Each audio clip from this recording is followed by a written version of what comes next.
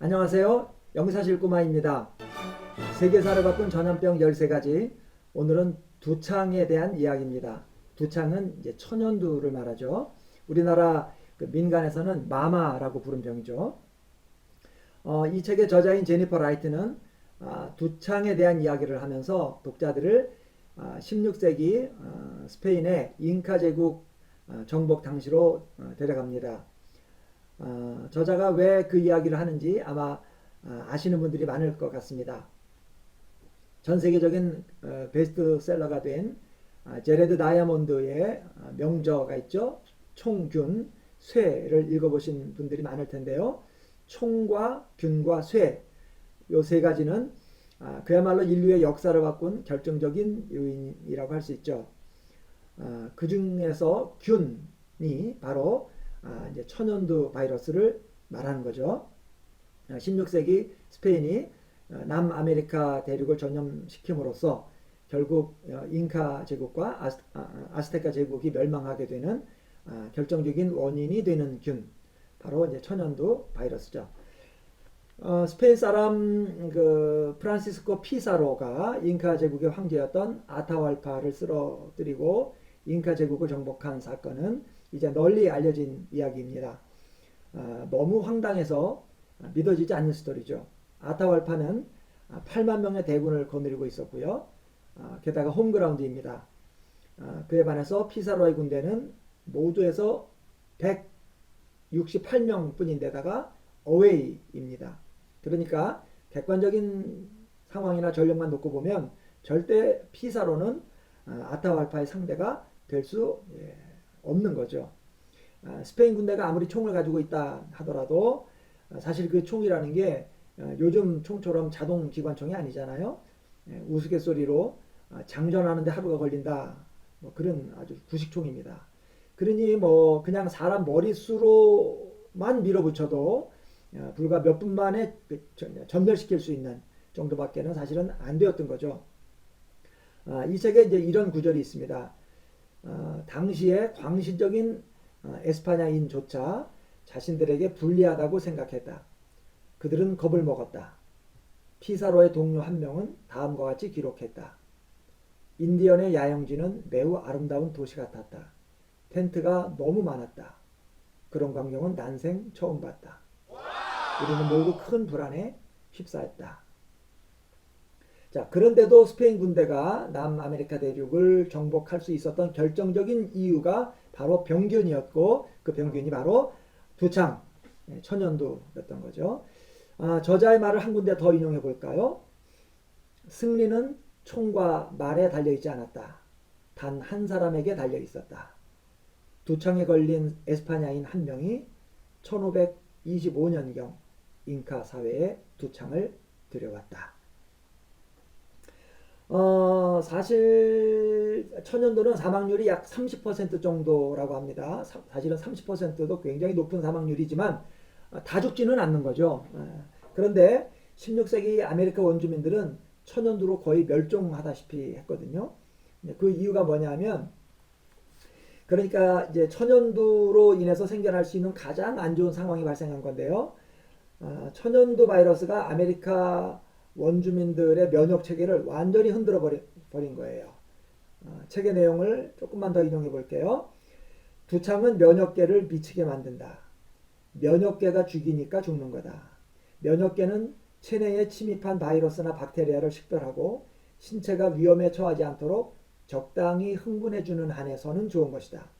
그런데 이 면역 체계에 이상이 생기게 되면 인체는 흥분을 제어하지 못하고 마구 날뛰게 된다. 그래서 면역계가 심장을 공격하면 심장이 피를 내보내지 않게 되고, 그러면 세포에 산소가 공급되지 않아서 결국 죽게 되는 것이다. 또 미친 면역계가 신장을 공격하면 혈액이 정화되지 않는다. 그러면 죽는 것이다. 이렇게 쓰고 있습니다. 물론 천연두가 아메리카 원주민에게만 위협이고 유럽인에게는 괜찮았던 것은 아니었습니다. 사실 이때로부터 200년 후인 18세기까지도 유럽에서 매년 약 40만 명이 천연두로 사망을 했답니다. 그런데 유독 아메리카 원주민에게 이 병이 치명적이었던 이유는 이 사람들이 그때까지 이런 질병에 노출된 적이 없었기 때문에 전혀 면역력이 없는 겁니다. 이 이제 두창은 주로 이제 소나 말, 양 같은 가축에게서 발병해서 사람에게 전염되는 병인데요. 유럽인들은 이제 그런 가축하고 이미 오래전부터 빈번히 접촉을 하면서 살아왔죠.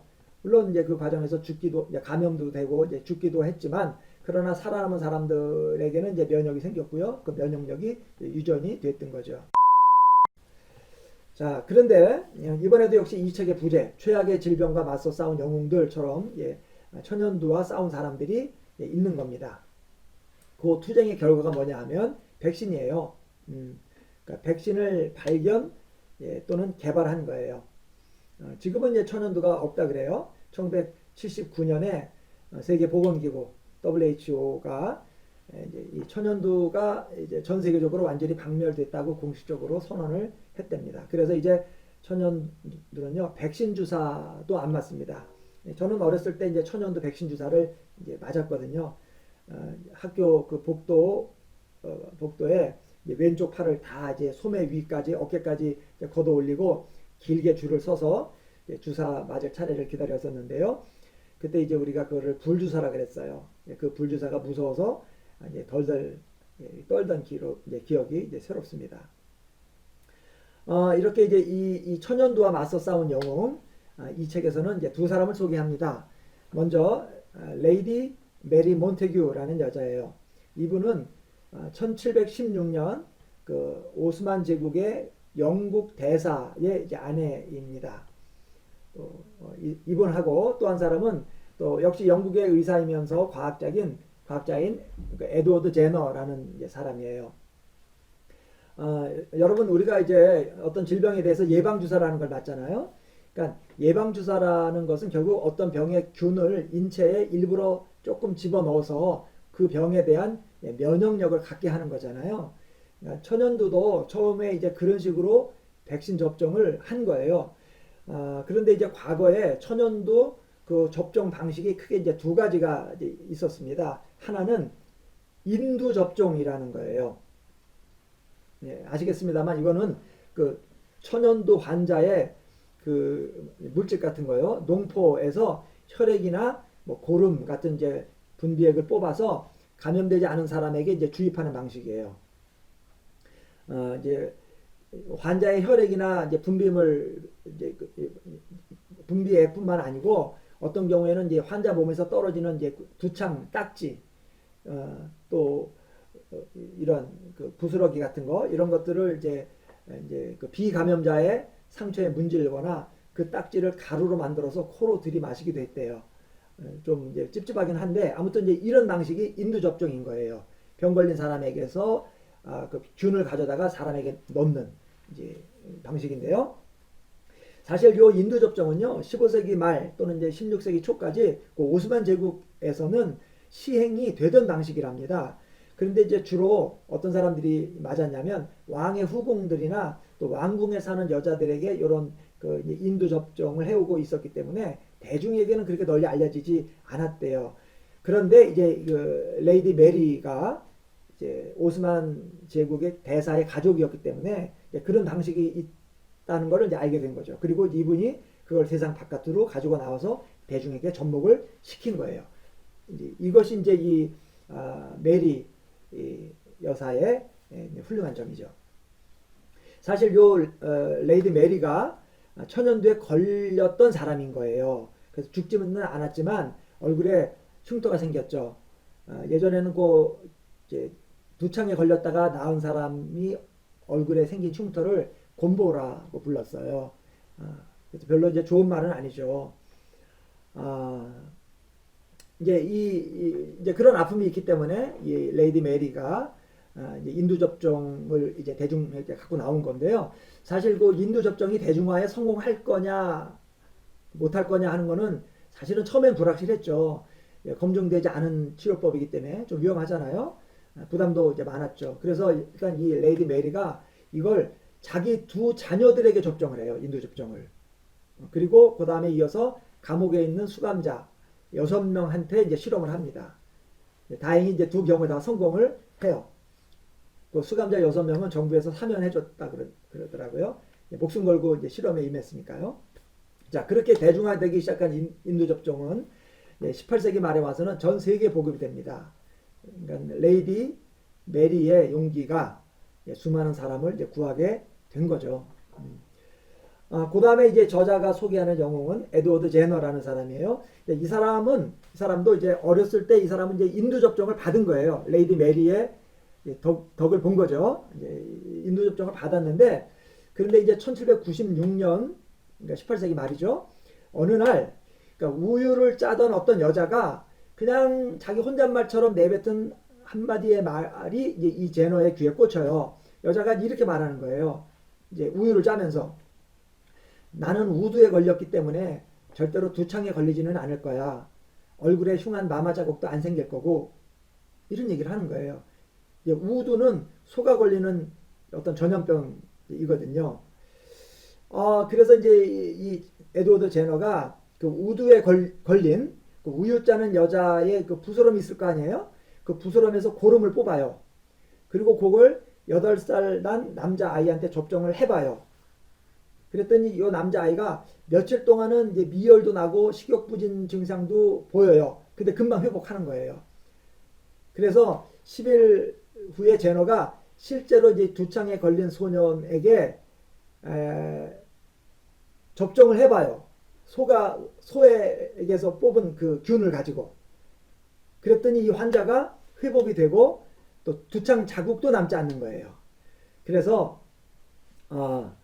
이 제너가 이제 그 기법을 종두, 백서네이션이라고 불러요. 백서네이션이라는 거는 이제 소를 의미하는 라틴어 바카에서 이제 따온 거죠. 그때부터 이제 우두 접종이 이제 시작된 거예요. 제가 아까 주사 맞았다 그랬잖아요. 제가 어릴 적에 그 맞았던 천연두 백신 주사를 우리가 우두 주사라 그랬거든요. 자, 이제 이후로 이제 인간의 생명을 위협하는 많은 질병들, 소아마비, 뭐 홍역, 뇌수막염, 디프테리아 같은 이런 질병들의 백신이 이제 개발되죠. 탄력을 받는 거예요. 근데 사실 이 에드워드 제너가 발견한 이 종두가 처음에 모든 사람에게 다 환영받은 건 아니었대요. 이 접종을 반대하는 사람들도 꽤 많았답니다. 그러니까 뭐 효과가 이제 없다든지 하는 뭐 그런 어떤 특별한 이유가 있어서라기보다도 막연한 거부감으로 반대했대요. 그러니까는 어떻게 소의 몸에서 옮겨온 물질을 사람 몸속에 집어넣을 수 있느냐 하는 정말 굉장히 어떤 미신적인 터부라고 할까요? 소에서 빼왔든 어디서 빼왔든 사람이 낳으면 되는 거 아닌가요? 아무튼 뭐 그런 사람들이 있었다 하더라고요. 그러니까 오늘날에도 이제 소수지만은 또 백신 접종을 신뢰하지 않는 사람들이 있대요. 그러니까 1998년에 그 앤드류 웨이크필드라는 의사가 논문을 하나 발표하는데 이런 말을 썼대요. 어린이의 홍역, 풍진, 백신 접종은 자폐증과 연관이 있다. 그런 논문을 썼대요. 그러니까 백신 주사 맞으면 자폐증 걸릴 수 있다. 이렇게 쓴 거죠. 맞는 말일까요?